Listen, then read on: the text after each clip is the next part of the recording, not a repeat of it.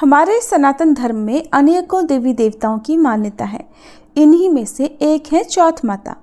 मान्यताओं के अनुसार चौथ माता देवी पार्वती का ही एक रूप है जो विवाहित महिलाओं को अखंड सौभाग्य का आशीर्वाद देती है। कहते हैं इनकी पूजा करने से वैवाहिक जीवन की हर परेशानी दूर हो सकती है।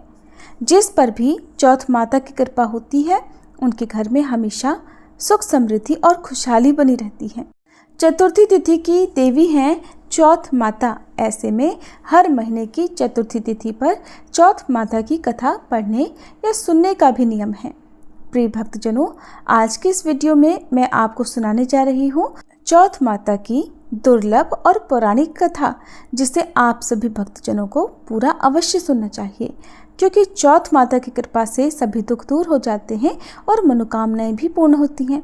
अपनी अपनी मनोकामना को मन में रखकर आज इस कथा का श्रवण अवश्य कीजिएगा। प्राचीन कथा के अनुसार एक बार एक सेठ सेठानी थे। उनके एक बेटा और बहू भी थे। बहू सबको भोजन कराकर फिर स्वयं भोजन करा करती। उनकी एक पड़ोसन ऐसी भी थी जो रोज बहू से पूछती कि बहू आज क्या बनाया खाया है।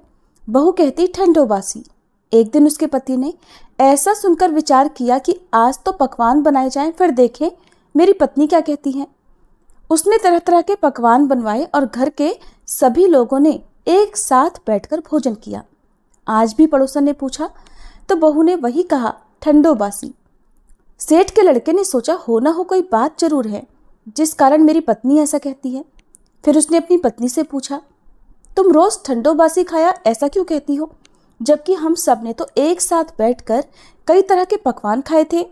तब उसकी पत्नी बोली, हम सब जो खा रहे हैं वह हमारे बाप दादाओं की कमाई है। जिस दिन आप कमा कर लाओगे उस दिन मैं समझूंगी कि हम ताजा भोजन कर रहे हैं।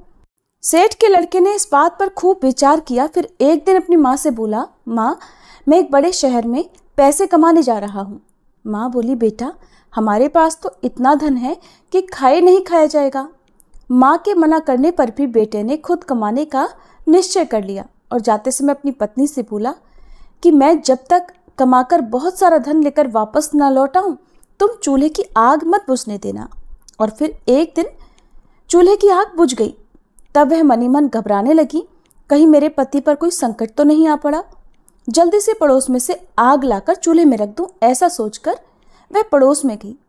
वहां पड़ोसन चौथ माता का व्रत पूजन कर रही थी। पड़ोसन ने कहा, बहन थोड़ी देर में आकर ले जाना। बहू ने पड़ोसन से पूछा कि आप ये व्रत क्यों करती हो, इससे क्या मिलता है। पड़ोसन बोली, चौथ माता के इस व्रत को करने से अन्न लक्ष्मी मिले और अपनी मनोकामना भी पूरी होती है। अब बहू भी चौथ माता का व्रत करने लगी। दीवार पर चौथ माता बनाई और उस दिन घी गुड़ का चूरमा बनाकर रात को चंद्रमा को अर्घ्य देकर भोजन करती। ऐसा करते करते उसे बहुत दिन बीत गए। उधर चौथ माता ने बहू के पति को सपने में दर्शन दिए कि साहूकार के बेटे तू जाग रहा है कि सो रहा है, तेरी पत्नी तुझे बहुत याद कर रही है, जा घर जा और उसकी चिंता मिटा।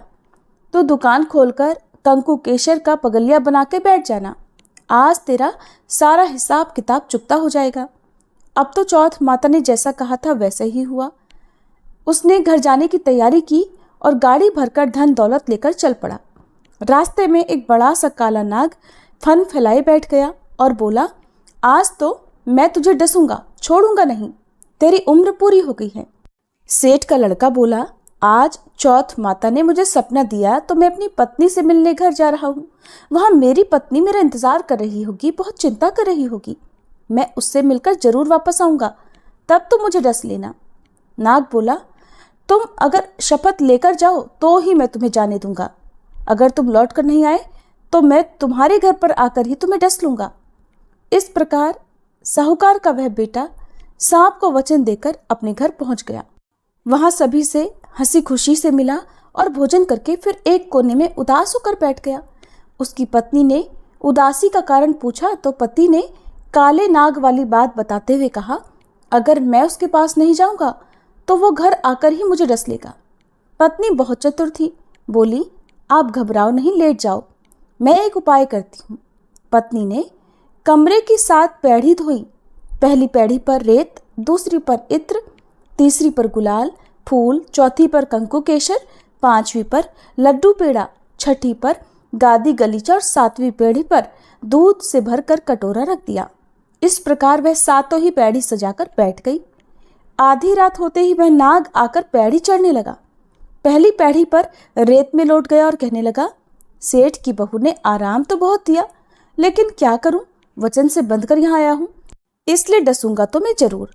इस प्रकार सातों ही पैड़ियों पर वह नाग आराम करता हुआ और कहता कि डसूंगा जरूर कमरे में जाने ही वाला था कि चौथ माता ने विचार किया कि अगर मैं इसे नहीं बचाऊंगी तो संसार में धर्म कर्म और व्रत पूजन फिर कौन मानेगा।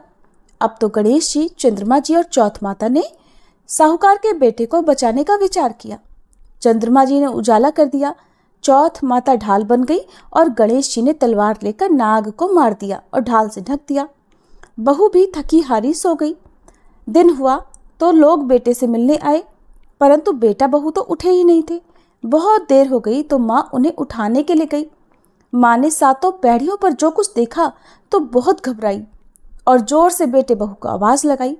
बेटा बहू उठे तो देखा कि एक ढाल तलवार वहाँ पड़ी है। अब ढाल उठाई तो वही काला नाग मरा हुआ पड़ा है। बेटा बहू ने सोचा कि आज तो धर्म कर्म ही आड़े आए, जब भगवान श्री गणेश और चौथ माता ने हमारी रक्षा की। हे चौथ माता, आपने जैसे सेठ के बेटे बहू की रक्षा की, वैसे सब की रक्षा करना।